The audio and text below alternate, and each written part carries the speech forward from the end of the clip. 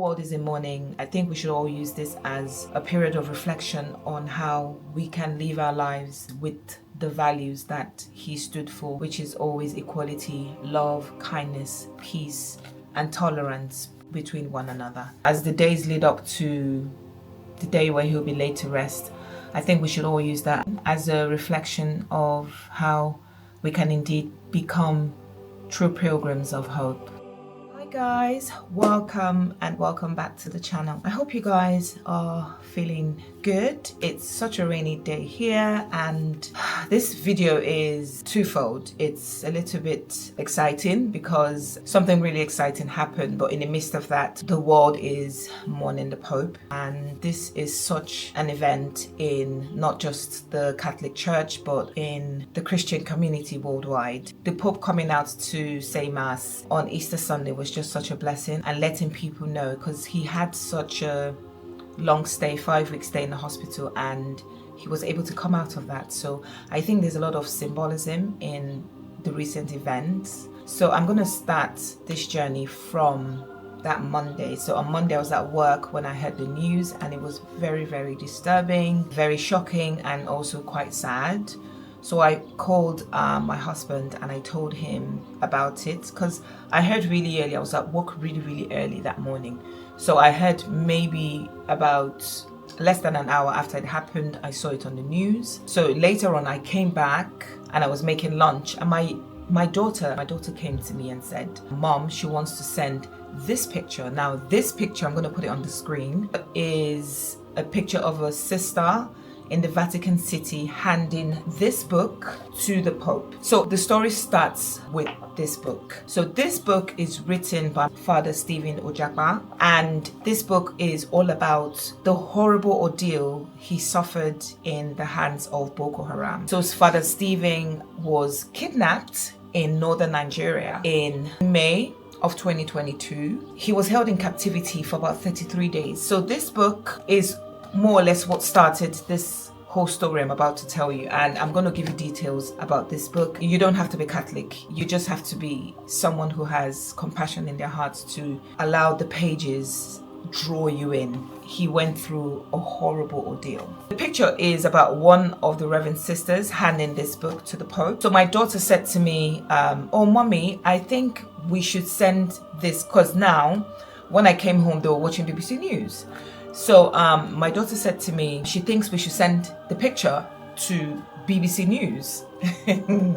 I just laughed, because to me, BBC News now, come on. I mean, BBC News worldwide. I was like, would they even have time? You know, it's one of those things that I really wanted to just shoot it down, because again, I was a little bit sad about, I was quite sad about the events of, the Pope's passing. And I just literally coming from work and I was cooking. I was literally peeling potatoes when she was telling me about this. So I didn't really pay it any mind. And I said to her, I just said, it's not necessary. And she insisted. Now, the thing is, we have to learn to listen to our kids sometimes. The first time I said no, and then she insisted, and I just said, okay, just so she can let me be. I said, okay, fine, do it. Because, to me, I was like, okay, at least let her satisfy her curiosity and let her do what's in her heart. So she said she was going to send it. And I said, okay. And she was like, should I send it from your phone or my phone? I just said, send it from my phone, because obviously I'm the adult there. She started typing a message next to me, and she would ask me, oh, how do you spell this? Oh, should I put this here and all that? So she basically just penned a very short message, putting her name, her mom's name, her age, uploading a picture, and just putting a short message saying, this picture is of Father Stephen's book, and the Pope receiving Father Stephen's book, or Father Stephen had gone through a kidnapping ordeal in Nigeria. And she ended the message saying the Pope has always been drawn to people who are vulnerable and marginalized in the African community. And that was it. It was like a 5 sentences message that she sent. And that was it. She sent it. Oh, mommy, I've sent it. In fact, before she sent it, I touched something, because she was beside me in the kitchen. I touched something and the whole message wiped off. And for a child to still insist, she said, I will type everything. I was like, oh, I'm sorry, and all of that. But she was like, mommy, don't worry, I will type it all again. And she typed it all over again, re-uploaded the picture, and sent it through, and that was it. The next day was school, because school resumed here. Literally a day after Easter. So all that whole jollof rice, they don't. So she resumed school the next day, and that was it. So the next day, my brother came round, because we didn't do an Easter egg hunt this year during Easter. So he was like, let's do the Easter egg hunt on the afternoon after the kids finished from school. He did school runs with me, and we came back to the house, quickly changed, and off we went to his place. On the way to his place, I received a call. So I saw this strange number and I was like, who could this be? And I was like, okay. I picked up the phone and the person on the other line said, the person said the name from BBC, and I would like to speak to your daughter. Hey. At first, I didn't even really understand what was going on because everything was happening so fast. It was like, what? You want to speak to my daughter? This is her mom. Is everything all right? And she said, oh yes, we're calling because we received the picture she sent. Can you imagine? And we would like to speak to her, or since you're her mom, we can speak to you. So the whole reason why I'm sharing this story is never belittle the power of God, never belittle the power of a child. And if there's something you want to do, rather than analyze it or procrastinate or shoot it down before it even has any chance of life, just do it. Because left to me, there's no way I would sit down and be sending anything to BBC News, because I just feel like they don't have time.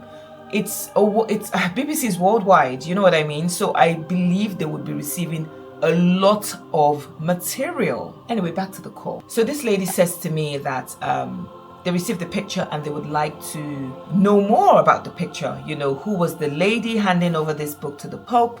And I explained to her that the lady was one of the Reverend Sisters, and Father Stephen had sent his book through to her, because this book has actually traveled a lot of places. He even sent this book to the House of Parliament. Kemi Badenoch, he sent this book to Kemi Badenoch in the House of Parliament. So this book has really wakad. So I said to her that this book was being given to the Pope, and it really highlights everything that Father Stephen went through when he was kidnapped in Katsina. So they said, oh my gosh, how long was he kidnapped for? And I told them, but they would also like to possibly interview the sister who was giving the Pope the book, since she had a one-on-one meeting with him. So I said, okay, I would contact my parish priest and find out the details of the sister.